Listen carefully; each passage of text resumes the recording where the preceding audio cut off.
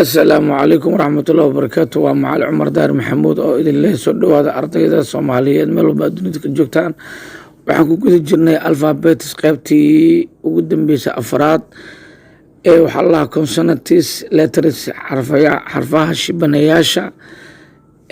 xarfahan waxbaa ka maqan laakiin waxaa loo soo koobay waa gooni waxbaa ku jira. b ayaa layihaha c d f g h j k l m n p q r s t v w x y z. waxaa loo yiri wax kale ma aha, waxaa weeyaan ereyada shaqa oo shibanayaasha kala xiriir macal cumar daar maxamuud. wixii faahfaahintaas dheer whatsappka nambarkiisu yahay +25 2 6 6 39 16 61.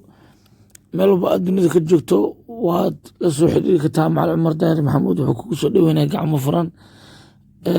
hana moogaanin jahligu waa wax lala dagaalamo. waa weynahay waa yarahay ma aha, aqoonta waxbarasha ay karta. daankiiso dhawow daankiyo.